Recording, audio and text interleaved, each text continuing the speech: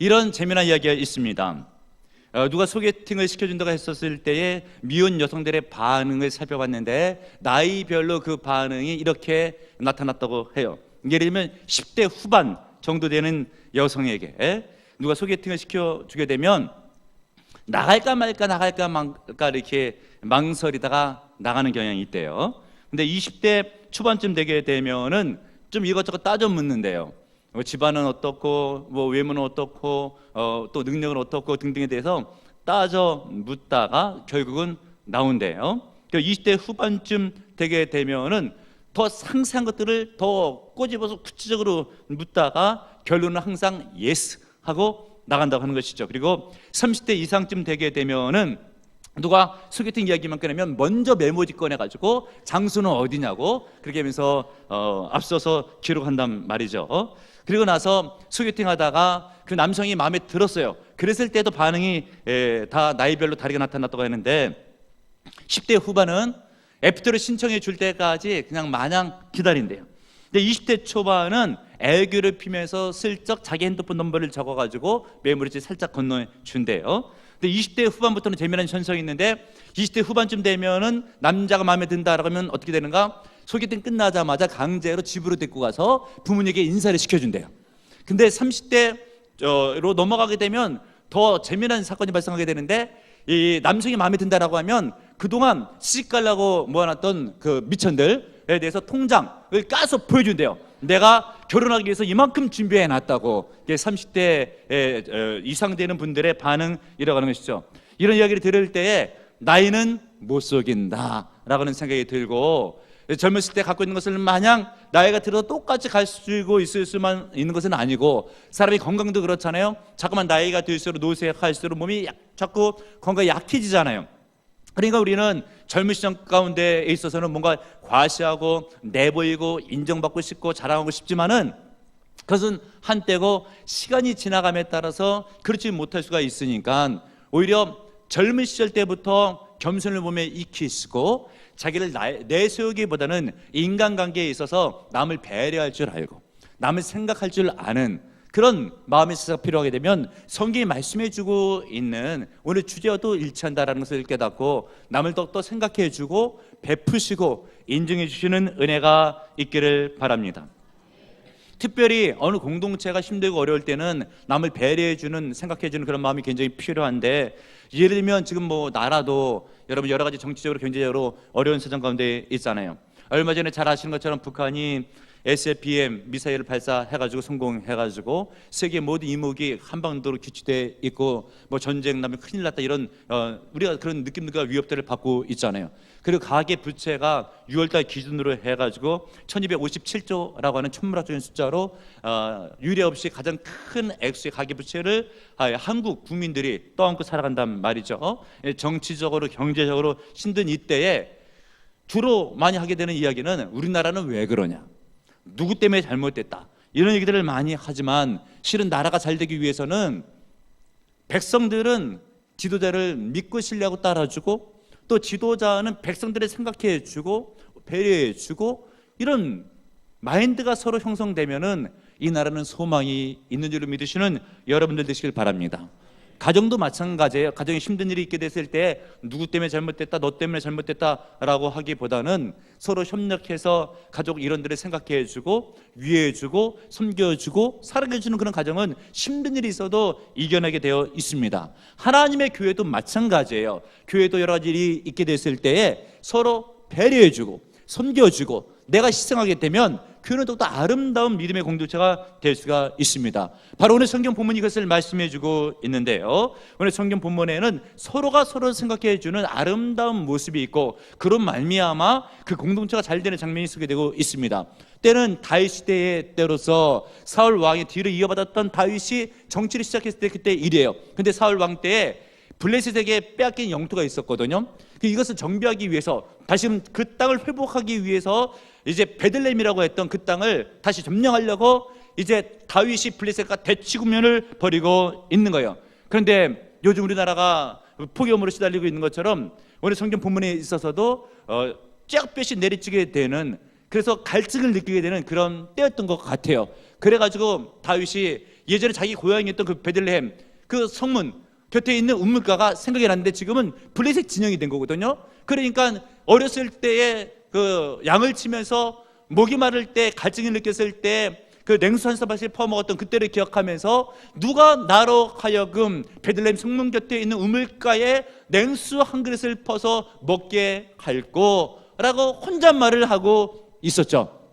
우리도 결혼해서 사는 우리 남성들도 생각해 보게 되면 아내가 아무리 잘해줘도 어린 시절 가운데 부모님이 이런 부침개 붙여준 거 가끔 생각날 때가 있고, 또 동치미 담갔다가 시원하게 줬던 거 생각날 때도 있고, 뭐 수박 하차 만들어가지고 더울 때 이렇게 대접을 받았던 성길 받았던 일들이 간혹 생각날 때가 있잖아요. 그러면 고향 생각도 나고 예전 생각도 나면서 어머니 생각도 나고, 그러면서 정서적인 카타르시스가 일어날 때가 있는 것처럼 다윗이 저 멀리 지금은 적진영이 되어 있는 베들레헴을 생각하면서 어린 시절에 내가 양을 치다가 목이 마를 때에 우물가에서 물을 떠먹던 기억이 나는데 그 물 한번 먹고 싶다라고 이야기를 한 거예요. 그랬을 때 그 이야기를 다윗의 세 용사가 들었어요. 그리고 나서 어찌했는가? 셋이 심을 앞에 가지고 적중을 돌진하에 들어가서 정말 냉수사발을 떠왔어요. 다윗이 그것을 받았을 때 얼마나 감동을 했겠습니까? 생명을 걸고 와서 떠온 물인데 차마 그것을 먹고 싶었지만 받아 먹지 못하고, 이것은 그들의 생명과 같은 피와 같은 물이니 내가 어찌 받을 수가 있을까라고 하면서 하나님 앞에 그 물을 제물로 부어드렸어요. 그것도 다윗의 믿음이에요. 그러면서 다윗이 하는 이야기가, 자, 다시는 사람들 앞에서 그런 말을 하면 안 되겠다. 왜냐하면 세 용사가 죽을 뻔했으니까. 갈지도 몰랐는데 진짜 갔다 왔잖아요. 그러니까 가만히 살펴보게 되면은 다윗도 실은 어찌 보면 실언을 한 것 같으나 마음 가운데 보면 부활을 생각하는 마음이 있었던 것이고, 부활을 생각했을 때 왕을 배려했던 마음이 있었던 것이죠. 이것을 군사들이 옆에서 지켜보고 있다가 보니까 세 용사가 너무 용감했던 것이죠. 그리고 정말 물을 떠왔어요. 그 하나님께 영광을 돌렸잖아요. 그것을 보고 나서 군사들이 사기 100배하여 전투에 참가해서 블레셋을 무찌르고 베들레헴 성을 차지하게 됩니다. 하나님의 큰 은혜가 임재한 줄로 믿으시는 여러분들 되시길 바랍니다. 남을 생각하는 마음이 그 공동체를 잘 되게 하고 본인의 인생을 복되게 하는 거예요. 가정도 마찬가지입니다. 내가 가족을 배려할 때에 또 가족끼리 서로 간에 섬기게 됐을 때 가정이 잘 되고 그 안에 있는 나도 잘 되게 되어 있습니다. 교회도 마찬가지예요. 교회를 섬길 때 내가 남을 배려하고 섬기면은 하나님께 영광을 거두시고 간다할 수 있는 능력을 더하시고, 그렇게 은혜 받은 성도가 나도 섬겨야 되겠다라고 마음 먹으면은 그 교회는 잘 되게 되어 있죠. 보라 비전교회가 여기까지 부흥하는 데 있어서는 성도들의 이런 단마음적으로 성도가 섬기고 교회를 섬기고 주의적으로 섬겼던 것이 어느 정도의 큰 효과를 발휘하게 된 것은 무시 못할 일이에요. 하나님의 교회가 보라 비전교회 든든히 선 것에 대해서 감사하시고 더 잘 섬기시는 은혜가 있기를 바랍니다. 그럼 우리 성경 본문을 볼 때에 이 세 용사가 다윗을 배려하면서 남을 배려하는 마음으로 잘 섬기게 되었는데, 좀 더 구체적으로 그런 믿음은 어떤 믿음인가를 살펴보게 됐을 때에 여러분 13절의 말씀을 보시기를 바랍니다. 오늘 성경 본문에 있는 말씀을 보시기를 바랍니다.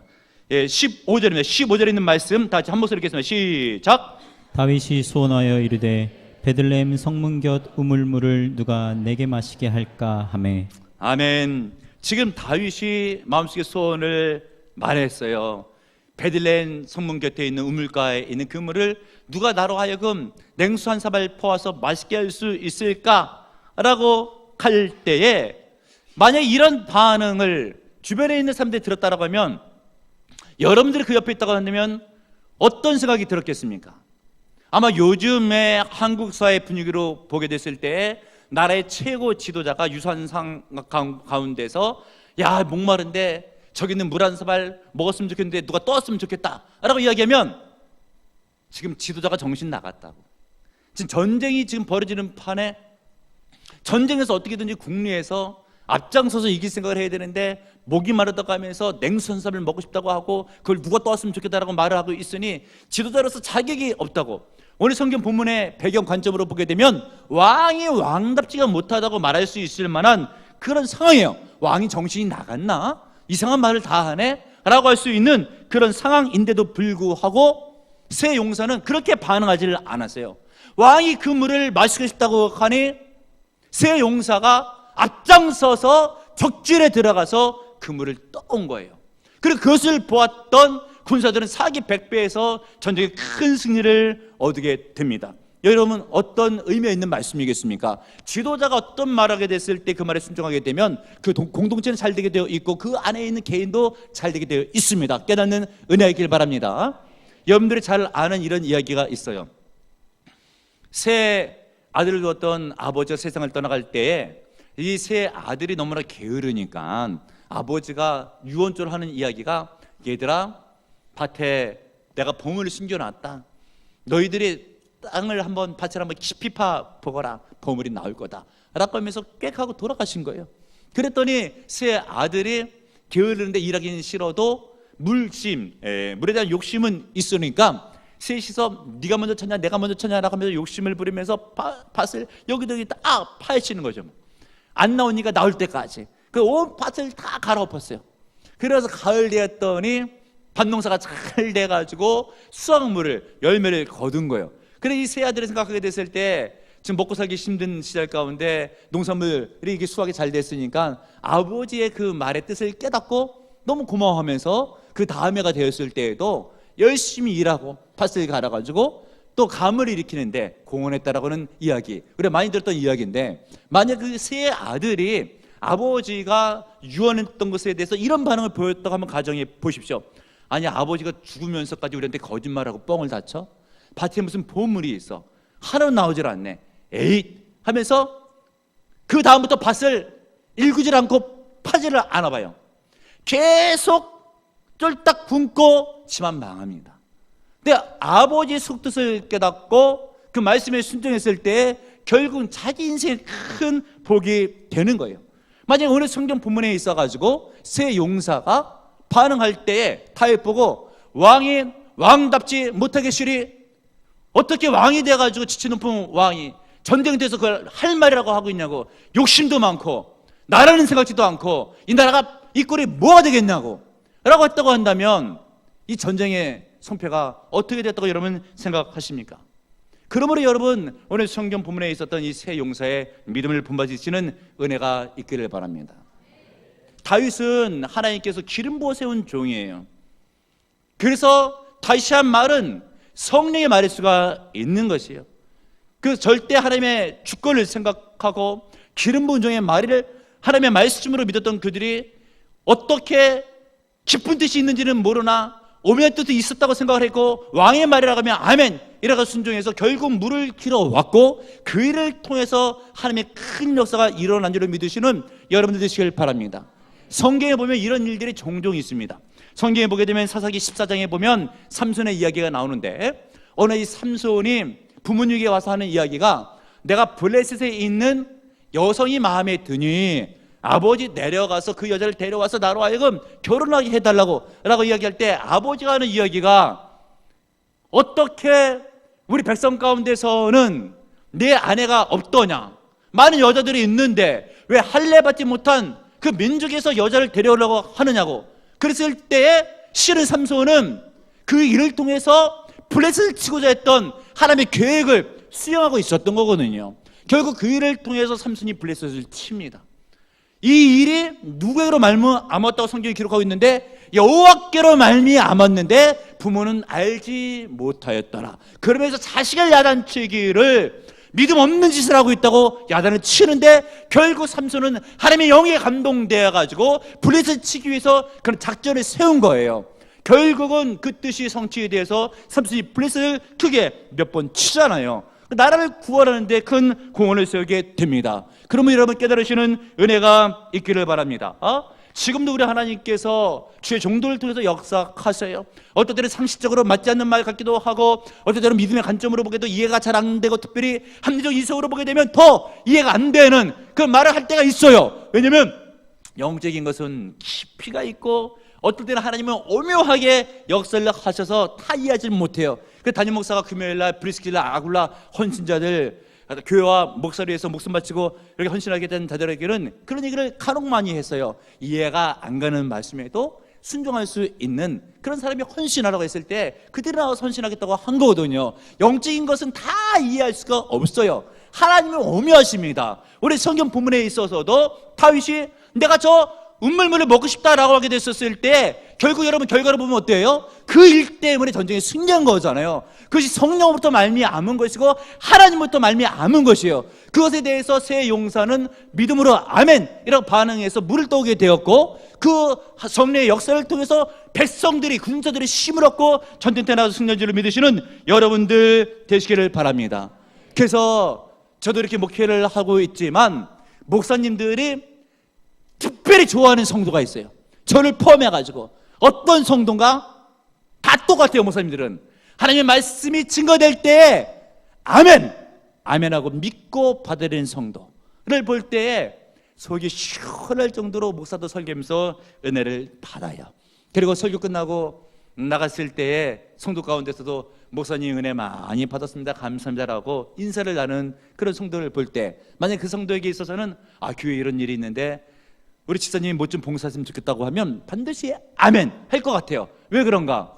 담임 목사가 증거해주는 말씀을 어떤 말씀이든지 하나님의 말씀으로 믿는 믿음이 있기 때문에 그런 거예요. 성경에 보게 되면 그런 교회가 있어요. 데살로니가 교회, 바울이 설교하게 됐을 때 그 설교를 사람의 말로 받지 않냐고 하나님의 말씀으로 아멘 하면 받은 거예요. 그랬더니 그 교회가 붕하기 시작하면서 믿음과 소망과 사랑이 충만한 교회로 소문이 났더라라고 하는 거예요. 그런데 그런 일만 있는 것이 아니라 영적 지도자가 말씀을 증거하게 됐을 때에 노면하는 교회도 있대요.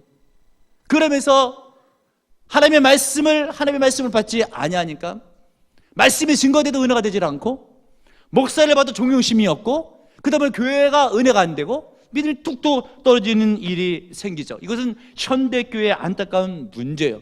심지어 이런 일들을 놓고 사역자나 심리학자들이 이야기할 때 여러분 남을 누가 가장 많이 비판하는가 라고 하게 됐을 때 결함 많은 사람이 남을 비판한다라고 해요.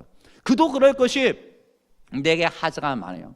근데 이 하자를 상쇄시키고 싶어요. 그러면 공동체가 잘못됐거나 남이 잘못돼서 내가 이렇게 했다 이걸 하고 싶은 거죠. 내가 결함이 많은 사람일수록 남이 잘못했다고 공동체가 잘못됐다고 자꾸 이야기하는 거예요. 그러면 내가 잘못된 것이 아니라 남 때문에 내가 이렇게 됐다고. 여러분들은 절대 가정에서나 교회에서나 사회에서나 그러시면 안 돼요. 예수 믿는 사람으로서 남을 배려하는 마음을 갖고 빛과 소명을 감당하는 은혜스러운 성도님들 다 되시기를 바랍니다. 또 오늘 새 용사를 통해서 배워야 할 믿음은 무엇인가? 그들은 새 용사가 가진 그 마음속에 있었던 그 생각을 행동으로 옮기는 믿음이 있었어요. 16절 상반절에 보시면 새 용사가 블레셋 사람의 진영을 돌파하고 지나가서 베들레헴 성문 곁 우물물을 길어가지고 다윗에게로 왔으나 라고 되어 있죠. 지금 여러분 우물이 있는 곳하고 지금 다윗의 군사가 있는 곳하고는 50리쯤 떨어졌어요. 지리학적으로 보게 되면 왕복 100리예요. 여기를 3명이 돌파했다고 생각해 보십시오. 물을 떠가지고 왔어요. 아무 일도 없었겠습니까? 셋이 들어가서 물 떠올 때 죽을 고생 다 하고 피를 흘리면서 떠가지고 왔을 거예요. 그리고 새 용사가 힘을 합하지 않았다면 불가능했을 거예요. 나름대로 누구는 힘이 세고 누구는 싸움에 기술이 좋고 누구는 지혜가 있고 그러니까 이것이 합력해서 선을 이뤄서 이런 좋은 결과를 유출시켰겠죠. 교회도 마찬가지예요. 사람들마다 달란트가 다 달라요. 어떤 사람은 다른 건 다 못하는데 밥을 잘해. 그러면 주방봉사는 주방봉사. 어떤 사람은 다른 재주는 없는데 운전을 잘해. 차량 봉사하는 거죠. 시문 앞에서 자기가 잘하는 것을 통해서 봉사하게 됐을 때 그 공동체는 잘하게 되어 있는 거예요. 깨닫는 은혜길 바랍니다. 그런데 이 일을 행했을 때 내세우 이들이 한 것이 아니죠. 왕이 내가 물을 먹고 싶다고 했었을 때 묵묵히 행동에 옮긴 거예요. 만약에 다윗 왕한테 가가지고 왕이 그 물 먹고 싶다고 그랬는데 제가 가겠습니다라고 했을 때 어떤 왕이 자기의 장수를 죽게 그 적질해 너 갔다 오라고 물 떠오라고 할 왕이 어디에 있어요? 그 왕의 마음을 아니까 이 새 용사가 다윗에게 얘기를 하지 않고 묵묵히 조용히 목숨 걸고 갔다 온 거예요. 상황을 볼 때 이 새 용사의 마음과 믿음이 얼마나 아름답고 다윗이 그 물을 보게 됐을 때 얼마나 큰 감동을 받았겠습니까? 그것을 또 군사들이 받잖아요. 얼마나 은혜가 되겠어요. 목숨을 바칠 만하죠. 그런 마음으로 싸움에 나가게 되니 반드시 승리하게 되어 있죠.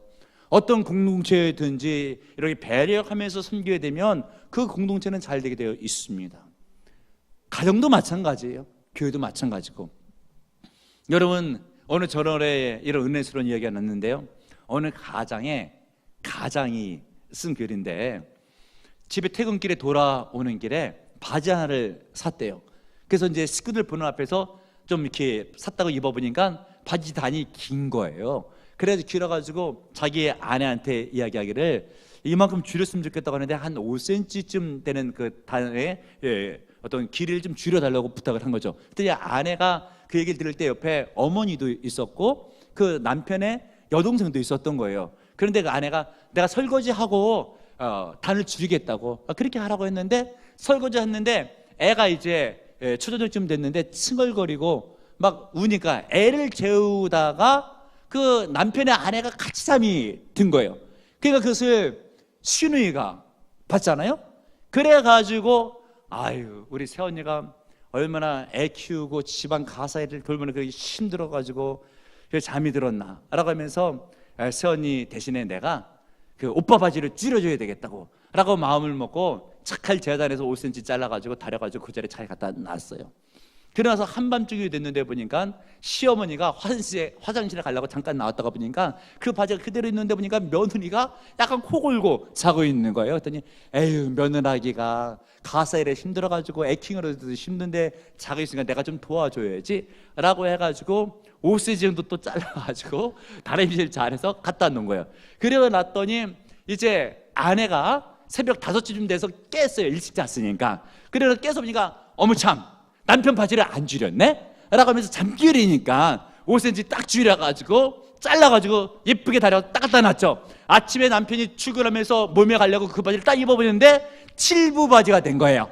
그러고 나가서 하는 얘기가 이거 누가 이렇게 만들어놨냐고 할 때 자취정을 알고 봤더니 여동생이 5cm 해먹고 자기 어머님이 5cm 자르고 아내가 또 5cm 자르고 그 7부 바지인데 가만히 보니까 다 도와주려고 자르려고 했던 거잖아요.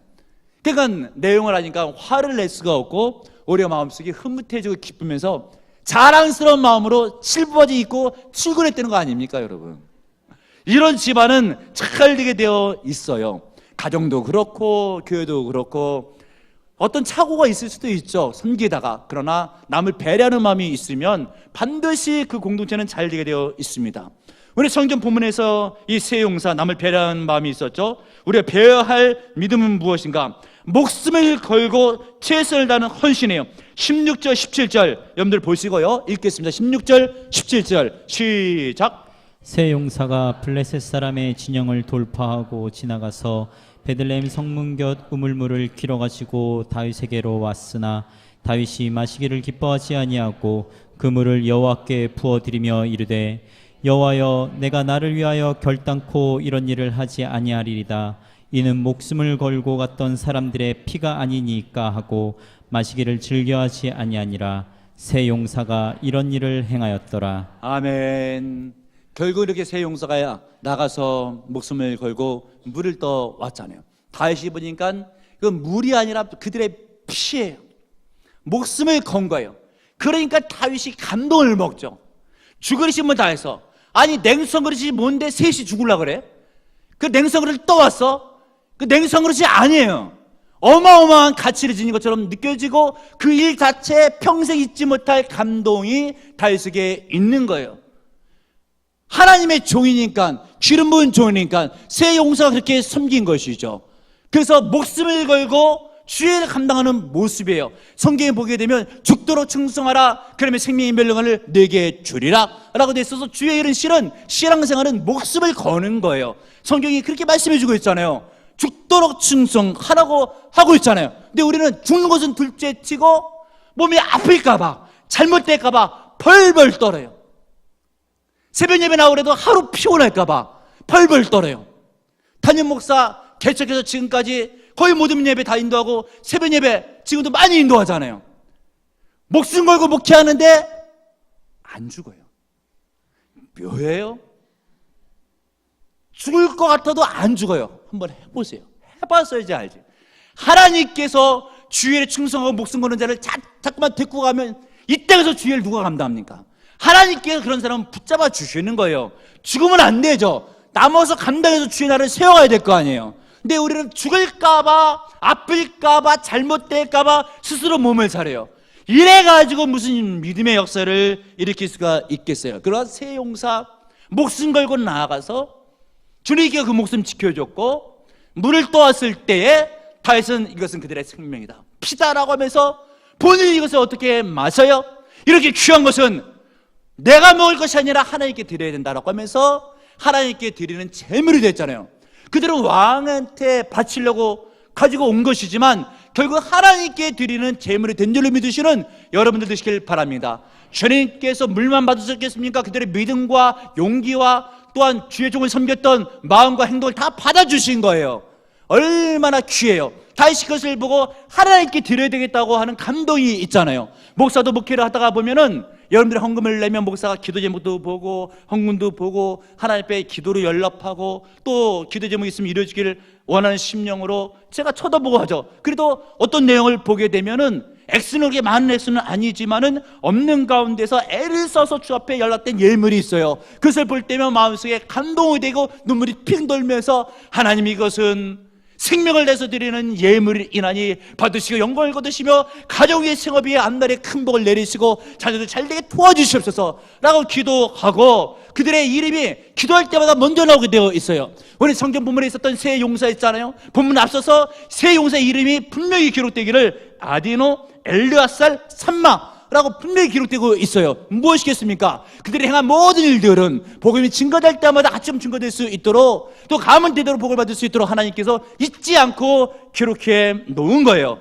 여러분 이 세 용사의 마음을 본받으시고 남을 배려하는 마음, 섬기는 마음, 지도자를 생각하는 마음, 지도자도 백성을 생각하는 마음 있게 됐을 때 이스라엘이 얼마나 잘되고 전쟁에서 큰 승리를 쟁취하게 되었겠습니까? 교회에서도 마찬가지고 가정에서도 마찬가지고 예수 믿는 사람은 자기를 내세울 것이 아니라 남을 배려하는 마음으로 하나님의 말씀이 주어지게 됐을 때에는 아멘이라고 믿고 묵묵히 말씀을 따라 순종하고 행동하게 되면 때를 따라 목숨을 바치는 믿음으로 헌신하게 되면 주님께서 돌봐주시고 붙잡아주시고 은혜를 부어주시면 그 공동체는 잘되고 그 개인은 큰 복을 받습니다. 다윗의 세 용사처럼 남을 배려하는 마음으로 승리하시기를 주님의 이름으로 축복합니다. 주님, 이 말씀의 지말에 하나님께서 일꾼을 찾으실 때에 세 용사의 믿음 같은 성도가 되게 발견되게 도와줄 줄을 믿습니다. 주님께서 세 용사의 믿음으로 남을 배려하는 심령으로 주의 종의 말씀에 아멘, 아멘 묵묵히 행동하며 실천하게 됐을 때 때를 따라 헌신하며 때를 따라 생명을 바치는 믿음으로 봉사하게 됐을 때 하나님께서 그 성도를 발견해 주시고 감당할 수 있도록 붙잡아 주시고